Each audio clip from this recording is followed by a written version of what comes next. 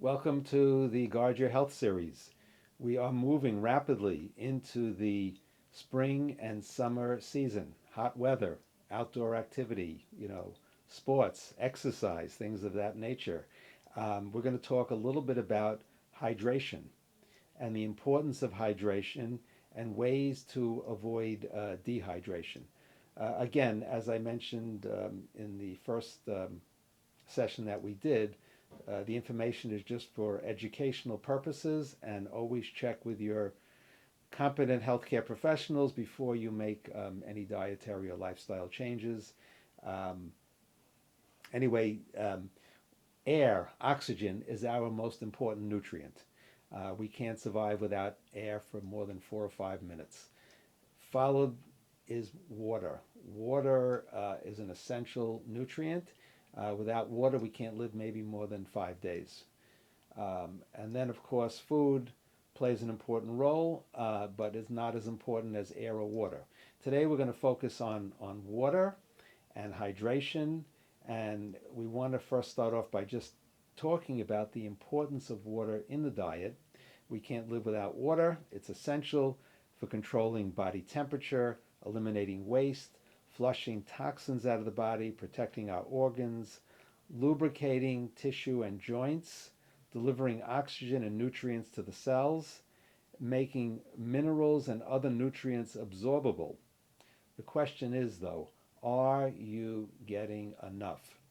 Now, at the count of three, for those listeners in the audience, I want you to tell me, just yell out after I count to three, how much water should you be drinking a day? One, two, three. 8 cups is what probably the majority of the listening audience has said. I have no idea where that mystical and magical 8 cup count has ever come from. All I can tell you is if you have a person standing, two people standing next to each other,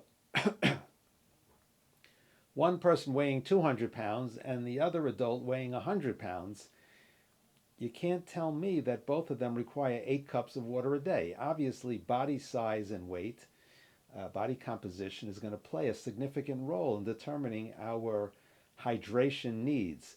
I also want to mention that hydration can change for athletes, for people who live in very hot climates, for people that don't have the right kinds of foods in their diet.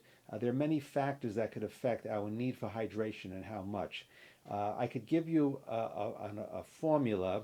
Again, this is approximate, and once again, always discuss things with your healthcare professionals, but you need approximately 1 8-ounce cup of water for every 20 pounds that you weigh. So a 100-pound person would need about 5 cups of water a day, while a 200-pound person would need more like 10 cups a day. Now, having said that, if you fall short and you need 10, but you're only getting 7 or 8, I don't think you have to press the panic button. I don't think you'll become dehydrated, because you do get fluids from foods that you eat as well and from other beverages.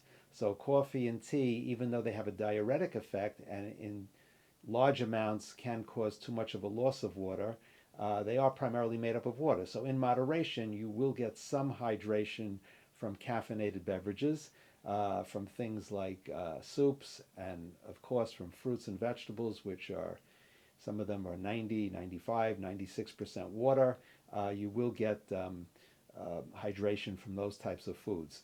So I would say water should be your beverage of choice, and you should try to hydrate with water as much as possible throughout the day, and fill in occasionally with some other beverages, whether they're herbal teas or regular tea or maybe a cup of coffee, or primarily fruits and vegetables would be a good place to get hydration from as well. You want to avoid, obviously, soft drinks, sugary drinks, um, drinks that are artificially colored or flavored. For those that have trouble drinking just plain water, you could add a little lemon or lime to it, or you can make an herbal tea. There are things you can do to make the water a little more interesting if you have to, but water is really the beverage of choice. Um, okay, There are certain signs of dehydration, and it's important to know that dehydration can cause, well, let me just tell you what it can cause first. It can cause dizziness. It's one of the major daytime causes of things like fatigue and dizziness and so on. So, dizziness, fatigue, headache, mental confusion, dry mouth, blood pressure, high blood pressure, and even muscle cramps can be symptoms of dehydration. How do you know if you are dehydrated? Besides some of these symptoms, there are some other things to look for, and I will just go through those. So basically, dry eyes, fast heart rate, dizziness or lightheadedness after standing up, confusion, headache, frequent urinary tract infection, dry skin, constipation or small hard stools, dry mouth or coated tongue, frequent urination where you only pass a small amount of urine, all can all be signs of dehydration. Now these could be signs of other health issues as well, and they're all not going to occur at once. But if you do experience any of these symptoms, I would speak to your doctor about it and rethink maybe hydration. See if you're getting enough water. One of the real telltale signs of dehydration is looking at the color of the urine. The urine should be almost colorless, a very pale yellow. But if the urine is bright yellow or orange or tannish or brownish, that is usually an indicator of dehydration. And again, the color of urine could be affected from other things, even medications can affect it, the color and so on, but it is a good indicator and it should be observed as well. Um, okay, so that is really what we wanted to cover on dehydration, ways to avoid it, things to look for, symptoms, and so on.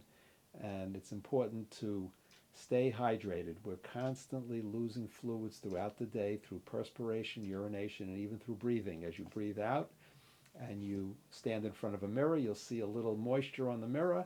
So it's not uncommon for a person to lose 2 to 2.5 quarts of fluid, of water a day.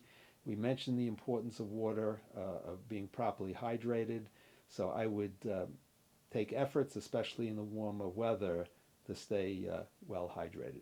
Thank you for listening, and I hope you'll share this information with as many people as you can.